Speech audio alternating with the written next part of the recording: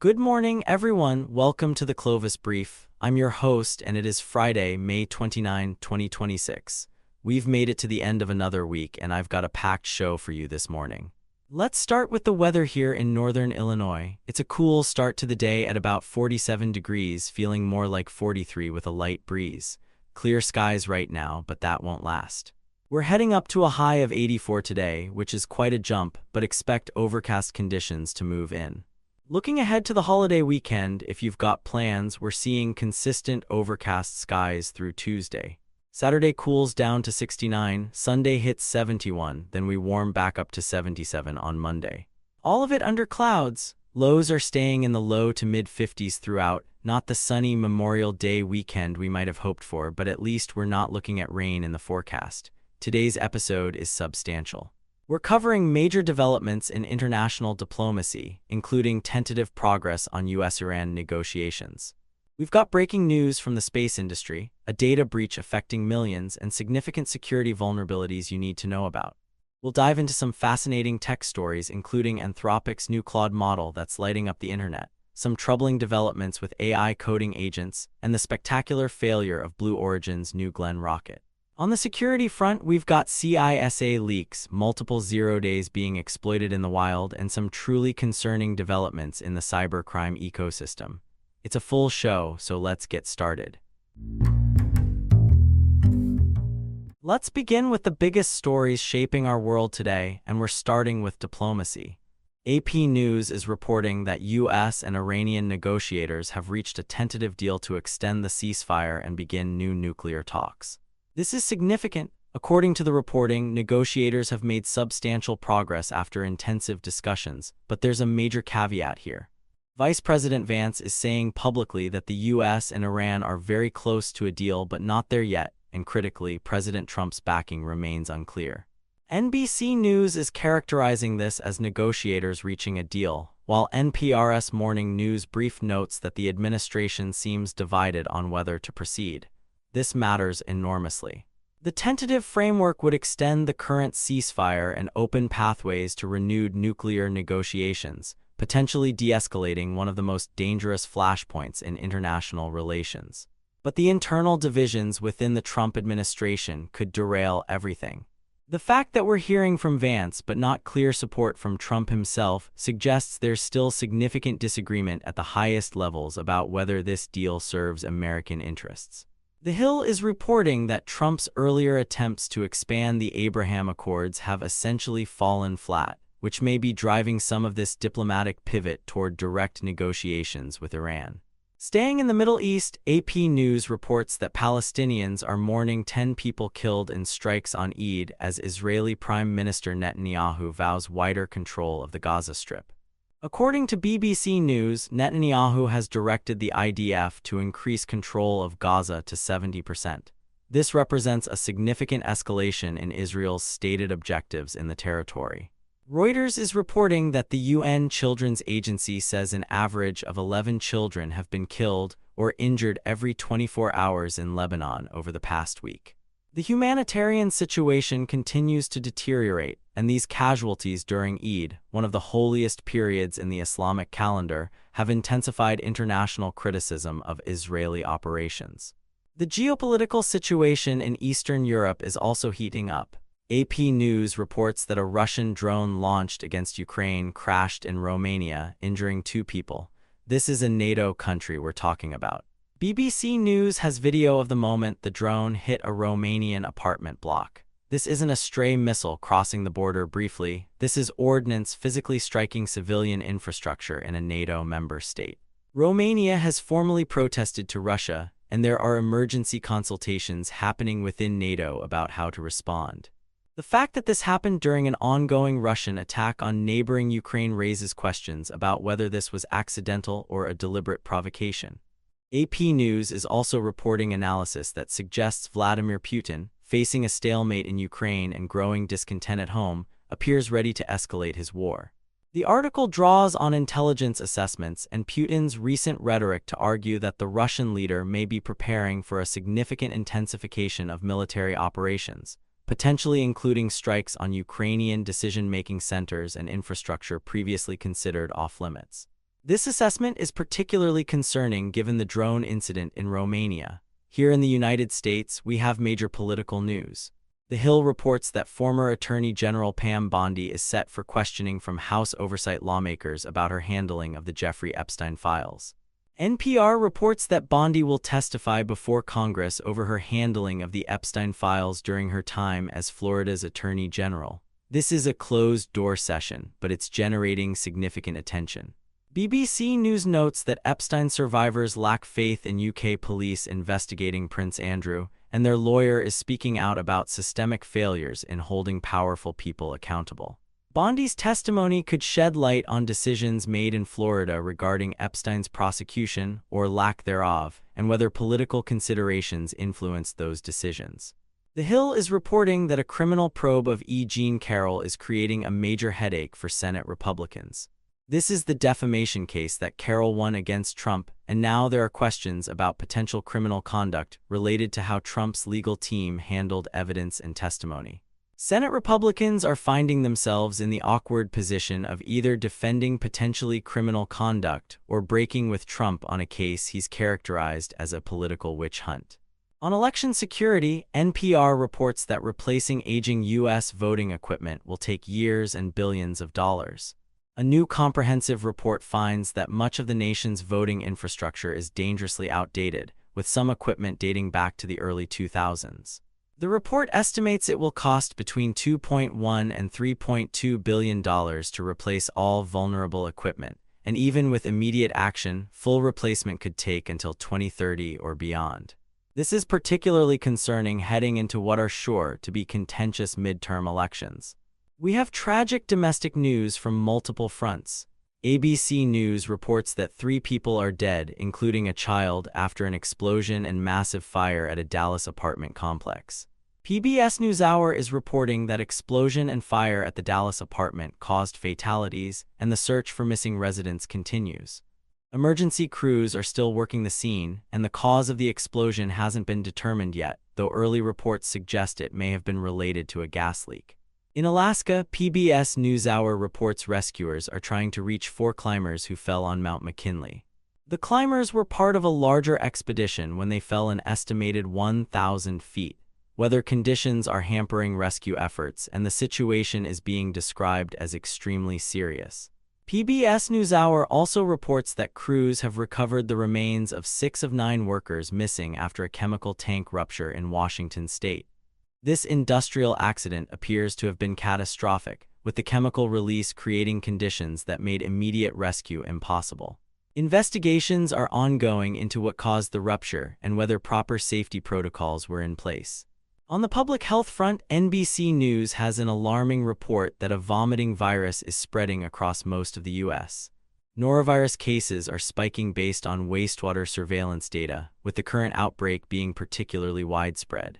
The virus causes severe gastrointestinal symptoms and spreads extremely easily in close quarters like schools, cruise ships, and nursing homes. Health officials are urging strict hand hygiene and isolation of sick individuals. Finally, in space industry news that we'll cover more in the tech segment, Blue Origin's New Glenn rocket exploded during an engine firing test at Cape Canaveral. AP News and NBC News both have coverage, and Ars Technica is calling it the most spectacular rocket explosion since none, which is a reference to the Soviet moon rocket failures of the 1960s. This is a major setback for Jeff Bezos' space company, and we'll dive into the technical details later in the show. Now let's turn to local news here in Chicago and the broader Illinois area. WGN Chicago reports that a man is dead after setting fire inside a Southwest Side home, according to Chicago police. The incident happened early this morning, and police say the man intentionally set the fire while inside the residence. Chicago Fire Department responded and extinguished the blaze, but the man was pronounced dead at the scene. Investigators are treating this as a potential suicide, but the investigation is ongoing. The home sustained significant damage, and neighboring residences were briefly evacuated as a precaution. Also from WGN, an FBI investigation is underway after an agent-involved shooting in Chicago's Garfield Park neighborhood. Details are still limited, but FBI officials confirm that agents discharged their weapons during an operation in the area. It's unclear whether anyone was injured or what prompted the shooting. The FBI's Inspection Division is conducting the investigation, which is standard protocol for any agent-involved shooting. No further details about what the agents were investigating or who they were targeting have been released. In more positive local news, WGN reports that a CPS student who was detained by ICE attended his high school graduation ceremony after being released. The student, whose name is being withheld because he's a minor, was detained earlier this month, sparking protests from classmates and the broader CPS community. After significant pressure from community groups and local politicians, ICE released him on humanitarian grounds in time for him to walk at his graduation.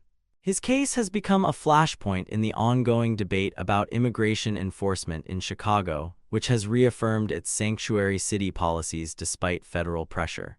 From the southwest suburbs, WGN reports that Apollos Hills man has been charged with sexually assaulting a woman he met at a concert. The 34-year-old man allegedly assaulted the victim after they met at a music venue in the area. Police say the victim reported the assault several days after it occurred, and investigators were able to identify the suspect through venue security footage and witness statements. He's being held on $200,000 bond and is due in court next week. Police believe there may be additional victims and are asking anyone with information to come forward. On a much lighter note, WGN has announced the 2026 Riot Fest lineup. The annual punk and alternative music festival held in Douglas Park will feature a particularly strong lineup this year. Headliners include some major legacy acts alongside contemporary alternative bands. The festival is scheduled for September and tickets go on sale next week. Riot Fest has become one of Chicago's signature music events, drawing tens of thousands of fans from across the country each year. WGN also has a feature celebrating Chicago's history as the birthplace of the skyscraper. The piece is part of a series celebrating American history and architectural innovation.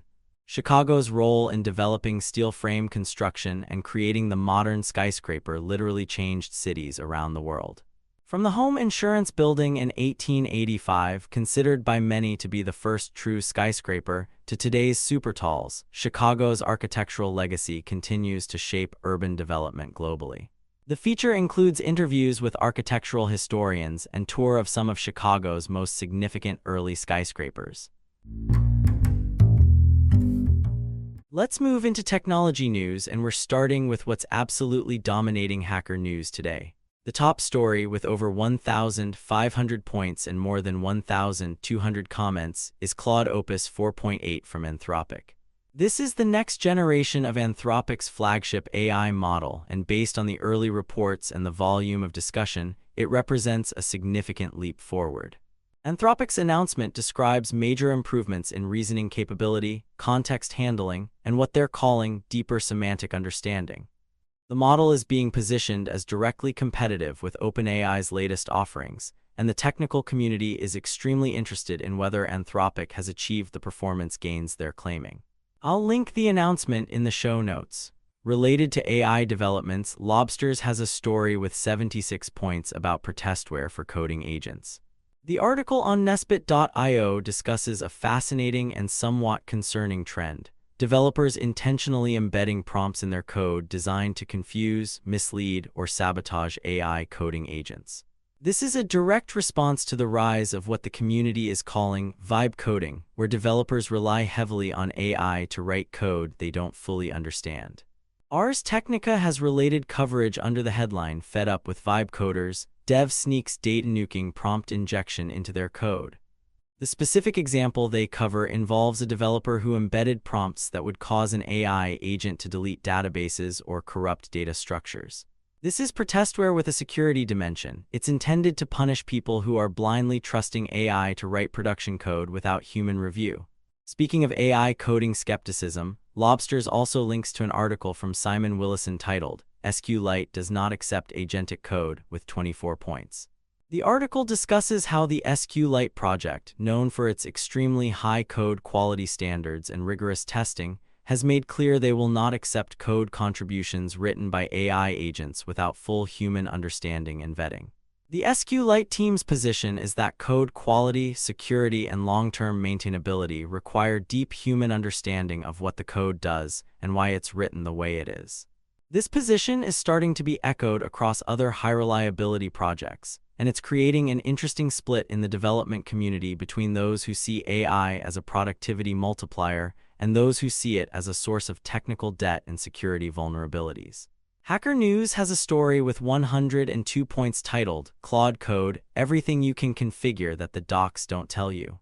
This article on Building Better Tech goes through the Claude Code source code to document configuration options and behaviors that aren't in the official documentation. For anyone deploying Claude in production, this kind of deep dive is invaluable. The article covers everything from token limits and timeout behaviors to undocumented API endpoints and error handling quirks. Moving to more traditional tech news, Hacker News has a story with 178 points about Volkswagen blocking Home Assistant by requiring client assertion. For those not familiar, Home Assistant is an open-source home automation platform that people use to integrate and control various smart home devices. Volkswagen has apparently changed their API authentication requirements in a way that breaks third-party integrations, including the popular Home Assistant integration that allowed people to monitor and control their VW vehicles from their home automation systems. The GitHub issue linked has 89 comments, most of them frustrated users and developers trying to find workarounds. This is part of a broader trend of automakers locking down their APIs and trying to force users into proprietary apps. Related to automotive technology, BBC News has an article that Hacker News picked up with 340 points. Cars collect a startling amount of data about you. The BBC feature article explores just how extensive automotive data collection has become. Modern connected cars are collecting everything from your location history and driving patterns to biometric data from seats and steering wheels that monitor your heart rate and stress levels. Some vehicles are recording cabin audio and video. This data is being shared with manufacturers, insurance companies, and third parties in ways that most vehicle owners don't understand or consent to meaningfully. The article notes that this is about to get worse as more vehicles gain always-on connectivity and AI-powered in-cabin monitoring systems. Hacker News has a wonderfully nerdy story with 254 points, nitpicking the shell history seen in Tron Legacy. This article on chirc.greenend.org.uk does exactly what the title suggests. It forensically analyzes the Unix shell commands shown in the 2010 movie Tron Legacy for technical accuracy. The author goes through the command history shown on screen and evaluates whether the commands make sense, whether they'd work, and whether they're consistent with the narrative of what's supposedly happening. This kind of technical nitpicking of Hollywood's portrayal of computers and hacking is a beloved genre among technical folks, and this article does it with humor and genuine technical depth. There's a show HN post with 328 points. Continue, Y/N, a 60-second game about AI agent permission fatigue. This is a browser-based game that satirizes the current state of AI coding agents constantly asking for permission to make changes. You play as a developer trying to get work done while an overeager AI agent constantly interrupts you asking, should I do this? Should I do that? Continue. The game apparently captures the frustration many developers are feeling with the current generation of AI tools that require constant supervision and approval. I'll link it in the show notes if you want to check it out. On the programming language front, Lobsters has a story with 51 points announcing Rust 1.960. This is the latest stable release of Rust, and the blog post on rust-lang.org details the new features and improvements. Lobsters also has a story with 34 points about 1 year of Roto, the compiled scripting language for Rust. Roto is a domain-specific language being developed by NLnet Labs for network routing and filtering logic. The blog post reflects on a year of development and discusses lessons learned about building a compiled scripting language that integrates with Rust. Another Lobsters story with 77 points asks, why Gentoo? This blog post on gentoo.org makes the case for why people still choose Gentoo Linux, a source-based distribution that requires users to compile everything from source. In an era of containerization and pre-built binaries, Gentoo's approach seems antiquated to some, but the article argues that the ability to optimize everything for your specific hardware, understand exactly what's running on your system, and maintain fine-grained control over your software stack remains valuable for certain use cases. Hacker News has a story with 202 points about news regarding Raspberry Pi 6 and microcontroller development. Jeff Jeerling's blog post discusses what's known about the upcoming Raspberry Pi 6, expected to feature significant performance improvements and new features. He also covers developments in Raspberry Pi's microcontroller line, including new RP2040 variants and what the roadmap looks like for low-cost embedded development boards. There's a story on Hacker News with 163 points about Colton, described as an efficient, statically typed Lisp with ideas from Haskell and OCaml. This is a compiled Lisp that runs on common Lisp implementations, but adds static typing, algebraic data types, and pattern matching inspired by ML family languages. For language enthusiasts, this represents an interesting approach to adding modern type system features to Lisp while maintaining its fundamental characteristics. Let's talk about that Blue Origin explosion. Hacker News has the story with 295 points, linking to NASA spaceflight's Twitter coverage. Ars Technica's article provides more context, calling this the most spectacular rocket explosion since none. Blue Origin's New Glenn rocket was conducting a static fire test, where the engines are fired while the rocket is held down on the launch pad. Something went catastrophically wrong and the entire vehicle exploded in a massive fireball. Videos from the scene show an explosion comparable to a full propellant load detonating. This is a devastating setback for Blue Origin, which has been trying to get New Glenn to orbit for years. The rocket was designed to compete with SpaceX's Falcon 9 and was seen as crucial to Blue Origin's ambitions in the commercial launch market. Investigations will take months, and it's likely that New Glenn's first orbital flight attempt, already years behind schedule, will be delayed further. Finally, there's a Hacker News story with 66 points that's generating discussion in the tech community. Garnix and Nix CI service is shutting down. Lobsters also has this story with 53 points. The announcement on the NixOS Discourse forum explains that the service is ceasing operations, and users need to migrate to alternative continuous integration solutions. This is notable because Garnix was one of the more popular CI/CD solutions specifically designed for Nix-based projects, and its shutdown leaves a gap in the ecosystem. Now let's move into the security briefing, and we're starting with the CISA Known Exploited Vulnerabilities catalog, which has several new additions this week that demand immediate attention. CISA added CV-2000 and 26-48172 on May 26, with a due date of May 29, that's today. This is a privilege escalation vulnerability in the Lightspeed cPanel plugin.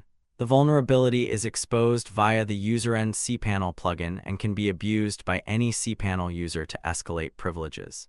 This is particularly concerning because cPanel is widely used in shared hosting environments, meaning a low-privilege user could potentially escalate to compromise an entire server. If your organization uses cPanel with the Lightspeed plugin, this needs to be patched immediately. CV-2000 and 26-8398 was added on May 27 with a due date of May 30, tomorrow. This affects Daemon Tools Lite, a popular disk image mounting software. CISA's description indicates this is an unspecified vulnerability with high impact on confidentiality, integrity, and availability. The lack of specific details in CISA's entry suggests this may be under active exploitation with limited public information about the attack vector. If you have Daemon tools deployed in your environment, update immediately. Also added on May 27 are CV-2000 and 26-48027 and CV-2000 and 26-45321, both due June 10. These are particularly concerning because they involve compromised versions of development tools. CV-2000 and 26-48027 affects NX Console, where a malicious version of the NX Console extension was published containing embedded malicious code. CV-2000 and 26-45321 affects TanStack, where malicious versions were published to the NPM registry designed to steal credentials. Both of these represent supply chain attacks targeting developers, and if your development team uses either of these tools, you need to verify you're not running the compromised versions and audit your systems for indicators of compromise. CV-2000 and 26-9082 was added May 22 with a due date of May 27. That was 2 days ago, so this is now overdue. This is a SQL injection vulnerability in Drupal core that allows privilege escalation and remote code execution via specially crafted requests. Drupal is widely deployed for content management, and this vulnerability is severe. If you're running Drupal and haven't patched this yet, you need to treat it as an emergency. Moving to older vulnerabilities that CISA has recently added, we have 3 from the late 2000s. CV-2000 and 8-4250, CV-2000 and 9-1537, and CV-2000 and 9-3459, all added May 20 with a due date of June 3. These are ancient vulnerabilities by security standards, but CISA is adding them now because they're seeing active exploitation, likely by ransomware groups or nation-state actors targeting organizations running legacy systems. The first is a buffer overflow in Windows Server Service, the second is a null byte overwrite in DirectX, and the third is a buffer overflow in Adobe Acrobat and Reader. If you have any systems running software this old, you have much bigger problems than these specific CVEs, but they need to be addressed. Now let's look at the NVD recent CVEs. These are much older vulnerabilities that are being documented or reclassified. CV-1999-95 with a CVSS score of 10 is the debug command in SendMill being enabled, allowing root access. CV-1999-82, also a 10, is the CWD root command in FTPD, allowing root access. These are being cataloged as part of ongoing efforts to document historical vulnerabilities, but they serve as a reminder that some of these fundamental security mistakes are still being made in modern software. Now let's turn to the security news. Leaping Computer reports that the U.S. has charged a Google security engineer with polymarket insider trading. Ars Technica has the same story. The FBI alleges that a Google engineer used internal search data to gain an unfair advantage in betting on Polymarket, a prediction market platform, winning approximately $1.2 million. The charges allege the engineer accessed aggregated search trend data that hadn't been made public and used it to make informed bets on future events.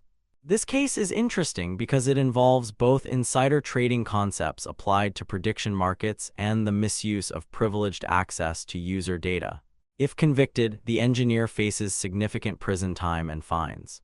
Bleeping Computer reports that Charter Communications disclosed a data breach affecting 4.9 million accounts. The breach exposed customer names, addresses, email addresses, and in some cases, account numbers and service details. Charter says the breach was due to unauthorized access to a third-party vendor's systems. This is another example of supply chain risk, where the security of your data depends not just on your direct service provider, but on every vendor they work with. Affected customers should be on alert for phishing attempts and identity theft. Bleeping Computer reports that gray vibe hackers are using ChatGPT and Gemini to power cyberattacks. This threat group is leveraging large language models to generate phishing emails, create polymorphic malware, and even conduct reconnaissance by analyzing public information about targets. The use of AI is allowing them to scale their operations and create more convincing social engineering attacks. This represents the maturation of AI-powered cyber offense. Bleeping Computer has another concerning story. BTMOB Android malware service generates custom phishing payloads. This is a malware-as-a-service offering where customers can order custom Android malware designed to target specific banks or applications. The service generates unique payloads that are difficult for security software to detect and includes a management panel for operators to control infected devices. The commercialization and customization of malware continues to lower the barrier to entry for cybercrime. The FBI is warning of fake FIFA websites running World Cup fraud schemes, according to Bleeping Computer. With the 2026 World Cup approaching, scammers are creating fake ticketing websites, merchandise stores, and streaming services designed to steal payment information and personal data. The FBI's warning includes indicators of compromise and advice for identifying legitimate FIFA-related sites. Bleeping Computer reports that hackers are exploiting a 40-client EMS flaw to push in faux-stealer malware. This affects Fortinet's 40-client enterprise management server, and attackers are using the vulnerability to deploy credential-stealing malware on managed endpoints. Given that 40-client EMS is used by enterprises to manage security across their endpoints, this is particularly concerning as it turns security management infrastructure into an attack vector. Finally, from Bleeping Computer, there's a new GOGS zero-day flaw that lets hackers achieve remote code execution. GOGS is a self-hosted Git service written in Go, and this vulnerability allows unauthenticated remote code execution. If your organization runs GOGS, you need to apply the patch immediately or take systems offline until you can patch. Krebs on Security has several major stories. The Netherlands seized 800 servers and arrested 2 people for aiding cyberattacks. This operation targeted bulletproof hosting providers that were providing infrastructure for ransomware groups, DDoS services, and other cybercriminal activities. The scale of this operation, 800 servers, indicates this was a major infrastructure provider for the criminal ecosystem. Krebs reports that lawmakers are demanding answers as CISA tries to contain a data leak. This relates to Schneier on Security's story about a CISA security leak. According to Krebs's reporting, a CISA administrator leaked AWS Gov Cloud keys on GitHub, exposing sensitive government cloud infrastructure credentials. This is an embarrassing security failure for the agency responsible for securing federal civilian networks. The leaked credentials could have allowed access to sensitive government systems, and CISA is facing significant criticism over its security practices. Krebs also reports on the alleged Kimwolf botmaster Dort being arrested and charged in both the U.S. and Canada. Kimwolf was a significant botnet used for credential stuffing attacks, DDoS, and spam distribution. The arrest represents law enforcement cooperation across borders to disrupt cybercriminal infrastructure. Schneier on Security has several items worth noting. He discusses the FBI's 2025 Internet Crime Report, which shows continued increases in reported losses from cybercrime, now exceeding $12 billion annually in the U.S. alone. He also has a piece on identifying people using Wi-Fi routers, discussing research that shows Wi-Fi probing behavior from mobile devices can be used to track and identify individuals even when they're not connected to networks. Finally, Schneier discusses a macOS kernel memory corruption exploit that allows privilege escalation. This is a serious vulnerability that could allow attackers to completely compromise macOS systems. Apple has released patches, but systems that haven't been updated remain vulnerable. From Palo Alto's Unit 42, there are several significant reports. They have a piece on the 2026 World Cup discussing the world's biggest games attack surface. With hundreds of millions of viewers and massive financial stakes, the World Cup represents an enormous target for cybercriminals and nation-state actors.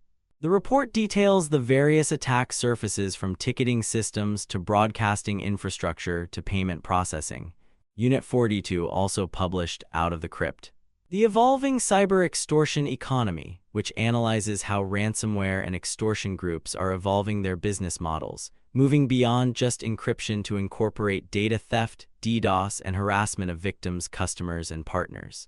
They're tracking Iranian apt screening serpents 2026 espionage campaigns, detailing how this Iranian threat group is targeting government and critical infrastructure entities with sophisticated multi-stage attacks. Finally, Unit 42 has a piece on ROAD tools and nation-state tactics in the cloud, discussing how advanced persistent threat groups are using legitimate cloud administration tools like ROAD tools to maintain persistence and move laterally in compromised cloud environments. That's the security briefing for today. The threat landscape remains intense, and organizations need to stay vigilant.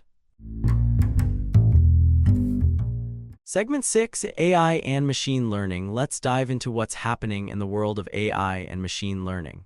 Starting with the big news from Anthropic, Claude Opus 4.8 has been released, and it's getting a lot of attention on Hacker News with over 1,500 points and 1,200 comments. According to the announcement on Anthropic.com, this is the latest iteration in the Opus line, though specific details about improvements are still being analyzed by the community. Bleeping Computer is also reporting that Anthropic has confirmed their Claude Mythos-class models will be rolling out to the public, which represents a significant expansion of their model offerings. Over on Lobsters, there's a fascinating discussion about what they're calling protestware for coding agents. This is getting 76 points, and the article on Nespit.io explores a really interesting phenomenon. Developers who are frustrated with what they call vibe coding are embedding prompt injections into their code. Ars Technica has a great piece on this, reporting that one fed-up developer actually snuck data nuking prompt injection into their code as a way to fight back against AI coding assistants that mindlessly incorporate code without understanding it. This speaks to a growing tension in the development community about how AI tools are being used. Simon Willison has weighed in on this topic as well with a piece titled SQLite Does Not Accept Agentic Code, which is getting discussion on Lobsters. The argument being made is that high-stakes projects like SQLite require such rigorous code review and testing that agentic coding tools simply aren't appropriate for that level of critical infrastructure. On Hacker News, there's a post getting over 100 comments about Claude code and everything you can configure that the documentation doesn't tell you. The article on buildingbitter.tech dives into the source code to reveal configuration options that aren't officially documented, which is incredibly useful for developers trying to get the most out of these tools. There's also an interesting show HN project called Continue Y/N. It's a 60-second game about AI agent permission fatigue that's garnered over 300 points. You can check it out at llmgame.scalex.dev. The game apparently simulates the constant stream of permission requests that users face when working with AI agents, and it's resonating with people who feel overwhelmed by that interaction pattern. From a research perspective, there's a blog post from cog.ai about real-time LLM inference on standard GPUs, claiming 3,000 tokens per second per request. That's a significant performance benchmark if it holds up under real-world conditions, and it suggests we're getting better at optimizing inference for commodity hardware rather than requiring specialized AI accelerators for everything. Cloudflare has published a piece on their blog about orchestrating AI code review at scale, which discusses how they're using AI tools internally to handle code review across their massive codebase. This represents a practical application of AI in enterprise software development workflows. On the model front, there's increasing discussion in the broader community about what people are calling AI psychosis, the phenomenon where language models, when given too much autonomy or when operating in feedback loops, can generate increasingly disconnected or harmful outputs. This ties into the broader conversation about AI safety and the need for proper guardrails. Ars Technica is reporting on research showing that LLMs believe false statements even after explicit warnings that they're false. The article discusses experiments where researchers told models that certain information was incorrect, but the models still incorporated those false statements into their reasoning and outputs. This has significant implications for using these tools in contexts where factual accuracy is critical. The Gray Vibe hackers are now using ChatGPT and Gemini to power cyberattacks, according to Bleeping Computer. This represents the dark side of publicly available AI tools. Threat actors are leveraging them to write more convincing phishing emails, generate malicious code more quickly, and automate parts of their attack chains. Looking at the broader ecosystem, the conversation around agent frameworks continues to evolve. Projects like OpenFang, Multis, and Hermes are all working on different approaches to agentic AI management, though none of them appeared in today's specific feeds. The industry is still figuring out the right abstractions for building reliable multi-agent systems. What's clear from all of this is that we're in a transition period. The technology is advancing rapidly. We're seeing more capable models, better inference performance, and broader deployment, but we're also seeing the friction points.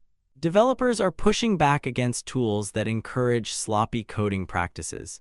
Security researchers are highlighting vulnerabilities in how these systems handle false information. And threat actors are weaponizing the same tools that are supposed to make us more productive. The next few months will be critical for establishing norms around how we use these tools responsibly. We need better testing frameworks, clearer guidelines about when agentic coding is appropriate versus when human review is essential, and more robust safety measures to prevent misuse. Segment 7, HOMELAB and Infrastructure. Let's talk about what's happening in the home lab and infrastructure world, because there's quite a bit to cover today. Starting with a story that affects a lot of Home Assistant users, Volkswagen is now blocking Home Assistant by requiring client assertion, according to a GitHub issue that's getting discussion on Hacker News. The issue on the Home Assistant Volkswagen Incarnate repository shows that VW has implemented new authentication requirements that break the existing Home Assistant integration. This is part of a broader trend we're seeing where automotive manufacturers are locking down their APIs and making it harder for third-party integrations to work. It's frustrating for users who have built smart home automations around their vehicles, and it highlights the ongoing tension between manufacturers who want to control the ecosystem and users who want interoperability. Speaking of databases and infrastructure tools, Heidi SQL is getting some attention on Hacker News. It's a lightweight manager for MariaDB, MySQL, SQL Server, PostgreSQL, and SQLite. The GitHub repository shows it's a mature project that provides a desktop interface for database management. For home labbers running various database systems, having a single tool that can handle multiple database engines is pretty valuable. From GitHub trending, we're seeing interest in 20, which appears to be getting ongoing development attention. Also trending is Money Printer Turbo from the Sponsors Explore section, though the specific functionality isn't detailed in the feed data. On the Nix front, there's unfortunate news. Garnix, which provided Nix CI services, is shutting down. This is getting discussion on both Hacker News and Lobsters with about 66 points. The announcement on the NixOS discourse explains that the service is closing, which is a blow to teams that were relying on it for continuous integration of their Nix projects. This highlights one of the challenges with the Nix ecosystem. While the technology is powerful, the commercial services around it can be fragile. Teams using Garnix will need to migrate to alternatives, whether that's GitHub Actions with Nix support, self-hosted CI, or other Nix-focused CI services. Cache-aware scheduling is showing nice wins for AMD Zen 5 processors on PostgreSQL and Valkey, according to Forenix. The article discusses how new scheduling approaches that take CPU cache topology into account can significantly improve performance for database workloads. This is particularly relevant if you're running databases on recent AMD EPYC processors or high-end Ryzen chips in your home lab. The performance gains can be substantial without any application changes. It's purely a kernel scheduling improvement. Jeff Jeerling has news about Raspberry Pi 6 and microcontroller development on his blog, which is getting over 200 points on Hacker News. Jeff is one of the most reliable sources for Raspberry Pi news, and his post discusses what's coming in the next generation of Pi hardware as well as developments in the Raspberry Pi Pico ecosystem. For home lab enthusiasts and makers, the Raspberry Pi platform continues to be incredibly important, whether you're using them for lightweight compute nodes, network services like Pi-hole or AdGuard, or IoT projects. On the RSS front, there's an interesting technical discussion on Hacker News about avoiding the use of CDATA sections in RSS feeds. The article on waspdev.com argues that CDATA is often unnecessary and can actually cause compatibility problems with some RSS readers. For anyone running their own RSS feeds or working on feed aggregation systems, this is worth understanding. Rust 1.96 has been released according to the official Rust blog, and it's getting discussion on Lobsters. Each Rust release brings language improvements, standard library additions, and tooling enhancements. The Rust ecosystem is particularly important for infrastructure software. More and more systems-level tools are being written in Rust for its memory safety guarantees and performance characteristics. There's a blog post from NLnet Labs about 1 year of Roto, their compiled scripting language for Rust, which is getting attention on Lobsters. Roto is designed to allow safe scripting within Rust applications, which is useful for systems that need to expose scripting capabilities without the security risks of embedding a full dynamic language runtime. For Linux enthusiasts, there's a YGen2 post on the official Gentoo blog getting 77 points on Lobsters. Gentoo is the source-based Linux distribution where you compile everything from scratch, optimized for your specific hardware. It's not for everyone, but for people who want maximum control and performance, Gen 2 offers capabilities you won't find in binary distributions. The blog post makes the case for why someone might choose Gen 2 in 2026. On the flip side, there's also an article titled "You Probably Don't Need Yocto, and That's Fine" from sigmastar.at. Yocto is the embedded Linux build system that's extremely powerful but also notoriously complex. The article argues that for many embedded projects, you might be better off with a simpler approach unless you truly need Yocto's capabilities. This is good advice. Don't over-engineer your embedded Linux projects if a standard distribution or simpler build system will work. There's a neat tool for tailing CI logs over SSH being discussed on Lobsters. The blog post on tangled.org describes a system for streaming continuous integration logs over SSH, which can be useful for debugging build problems without having to constantly refresh a web interface. From Ahead Inc., looking at their resources feed, they've published several significant pieces recently. There's an article about the case for hybrid AI factories in autonomous vehicle and ADAS development.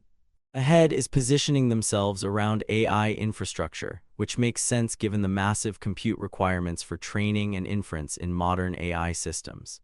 They've also published content about their role as Microsoft's first strategic Azure Storage Services partner, discussing cloud storage architecture at scale.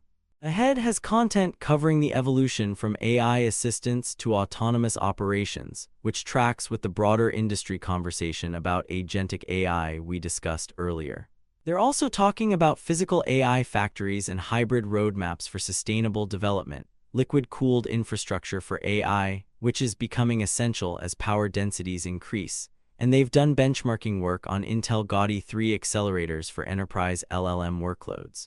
There's also Ahead content about ServiceNow Knowledge 2026 and what actually matters from that conference, guidance on turning Broadcom VCF and VKS entitlements into modern private cloud infrastructure, and discussions about building production-ready AI factories.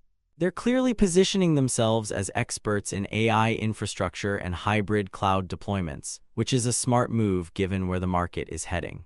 For anyone running serious home lab or small business infrastructure, these are the kinds of architectural conversations worth following, even if you're operating at a much smaller scale.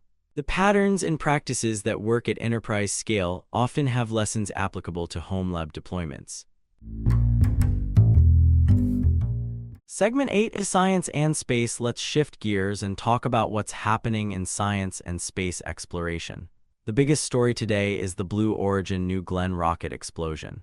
Both Ars Technica and multiple other outlets are reporting that Blue Origin's New Glenn rocket exploded during a static fire test at Cape Canaveral. Ars Technica is calling this the most spectacular rocket explosion since none, which is a reference to the Soviet moon rocket that famously failed in the 1960s. According to the reports, this happened during an engine firing test on the launch pad, which is when the rocket is held down and the engines are fired to verify their performance before an actual launch. This is obviously a major setback for Blue Origin, which has been working for years to get New Glenn operational. The rocket is designed to be a heavy-lift vehicle that can compete with SpaceX's Falcon Heavy and eventually carry satellites and potentially human payloads to orbit. Static fire failures like this are part of rocket development. SpaceX has had its share of explosions during testing, but they're still significant events. Each failure means months or potentially years of investigation, redesign, and retesting. For Blue Origin, which has already faced delays in getting New Glenn operational, this is a particularly tough blow. The company, founded by Jeff Bezos, has been trying to establish itself as a major player in commercial spaceflight, but they've struggled to match SpaceX's rapid development pace. From NASA, let's look at what they're highlighting this week. The Astronomy Picture of the Day feed shows several recent entries, though specific image titles weren't provided in the data. NASA's APOD is always worth checking out. It showcases stunning astronomical imagery with explanations written by professional astronomers. NASA's breaking news includes an article about painting the growing season in the Maize Triangle, which is using satellite imagery to track agricultural development in Africa. This is the kind of Earth observation work that NASA excels at, using space-based sensors to understand what's happening on our planet. NASA's X-59 is preparing for its first supersonic flight, according to another article from NASA's Armstrong Flight Research Center. The X-59 is designed to fly faster than sound while producing a much quieter sonic boom, what they call a sonic thump rather than a boom. If successful, this could open up the possibility of supersonic flight over land, which has been banned for decades due to noise concerns. The aircraft uses a specially designed airframe to shape the shock waves it produces, potentially revolutionizing air travel. There's an I Am Artemis profile featuring Daniel Stubbs, highlighting the people working on NASA's Artemis program to return humans to the moon. These profiles are part of NASA's effort to showcase the diverse workforce behind their missions. The new Landsat science team held their first in-person meeting, according to another NASA article. Landsat is the longest-running Earth observation satellite program, providing continuous imagery of our planet since 1972. The data from Landsat is used for everything from tracking deforestation to monitoring urban growth to studying climate change. The formation of a new science team suggests ongoing commitment to this critical program. From Mars, the Curiosity blog covering Sols 4900 through 4907 brings exciting news: they got a drill sample. The blog says, "Pasadena, we have a drill sample," which references the famous Apollo 13 line. Curiosity has been exploring Mars for over a decade now, and each drill sample provides new insights into Martian geology and the planet's history. The rover drills into rocks to collect powder samples that can be analyzed by its onboard instruments, looking for organic molecules and understanding the mineral composition of Martian rocks. Looking at space more broadly, we're in an interesting moment. Commercial spaceflight is maturing. We have multiple companies building orbital rockets, space stations are being developed by private companies, and there's serious talk about returning to the moon and eventually sending humans to Mars. But we're also seeing that space is hard. Blue Origin's explosion today is a reminder that rocket science really is rocket science. It's difficult, dangerous, and unforgiving of mistakes. The World Health Organization chief has landed in Congo to address a rare Ebola outbreak, which is getting coverage in both NPR and Associated Press feeds.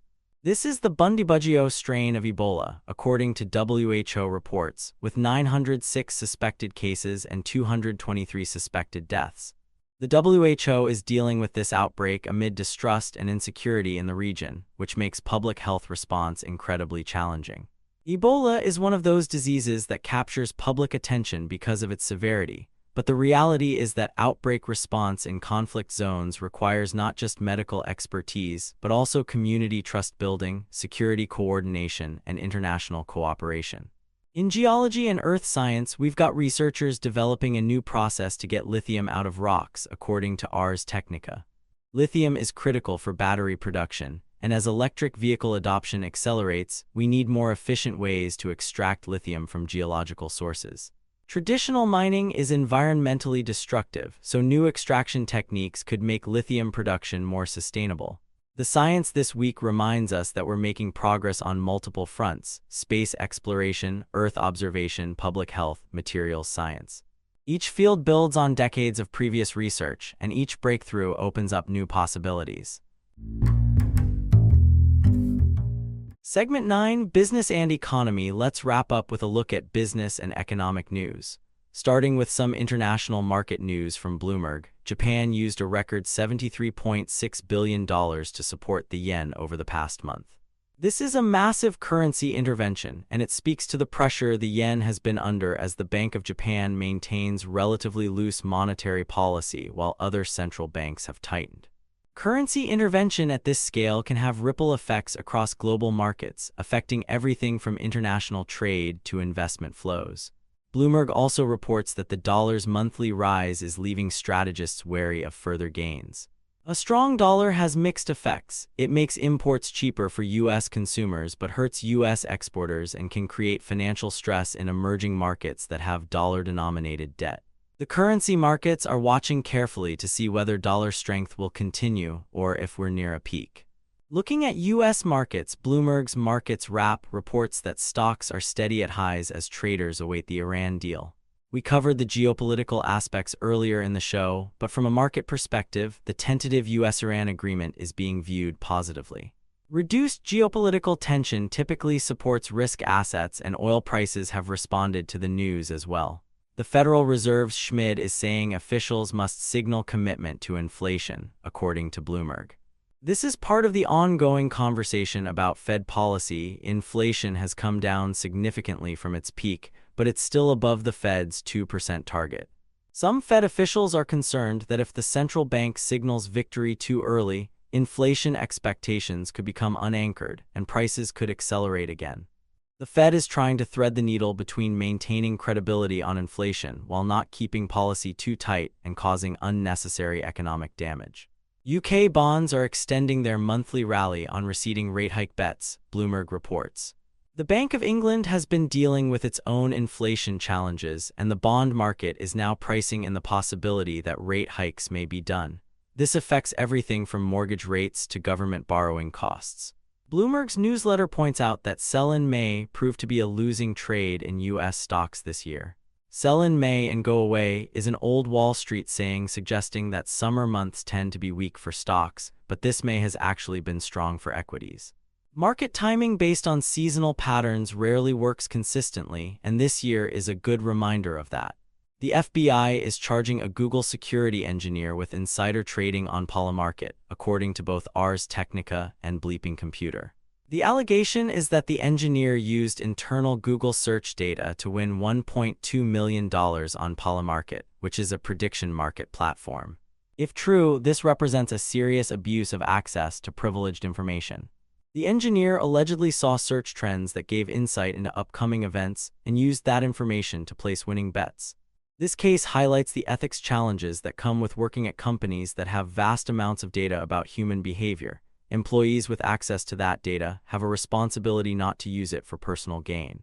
Charter Communications is dealing with a data breach affecting 4.9 million accounts, according to Bleeping Computer.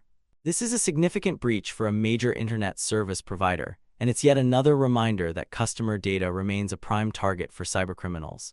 We don't have details yet on what specific data was compromised, but for a telecom company, it could include everything from account credentials to payment information to browsing history. In healthcare economics, Ars Technica is reporting that U.S. healthcare is still stupidly expensive with pathetic outcomes, according to a new study. This is a recurring theme in research on the U.S. healthcare system. We spend far more per capita than other developed nations but achieve worse health outcomes on most measures. The study apparently confirms what many researchers have been saying for years. The U.S. healthcare system is designed in a way that maximizes costs while not optimizing for patient health. This has implications for everything from national competitiveness to household finances to longevity. Looking at the tech industry specifically, there continue to be discussions about AI infrastructure spending. Companies are investing billions in GPU clusters and data centers to support AI workloads. This capital expenditure boom is driving revenue for companies like NVIDIA, but there are questions about whether all of this investment will generate adequate returns. We're in a bit of an AI infrastructure arms race, and it's not yet clear which companies will successfully monetize their AI capabilities. The broader economic picture remains complex. Inflation is moderating but hasn't disappeared. Labor markets are still relatively tight.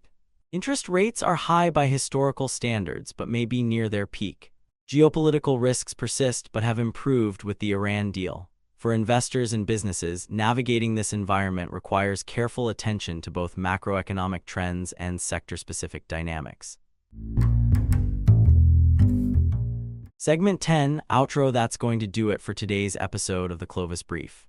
We covered a lot of ground today, from the major explosion of Blue Origin's New Glenn rocket and the tentative Iran nuclear deal, to fascinating developments in AI safety and the ongoing tension between developers and coding agents, to significant infrastructure news affecting home labbers and the vulnerabilities that keep security teams up at night. Tomorrow we'll be diving into whatever breaks over the weekend, and something tells me with the pace of news lately, we'll have plenty to discuss. I'm particularly watching to see if that Iran deal gets Trump's endorsement and what the fallout looks like from today's Blue Origin explosion. Thank you so much for spending part of your Friday morning with me. If you're interested in any of the stories we covered today, I've got links to everything in the show notes. Stay curious, stay secure, and I'll talk to you tomorrow.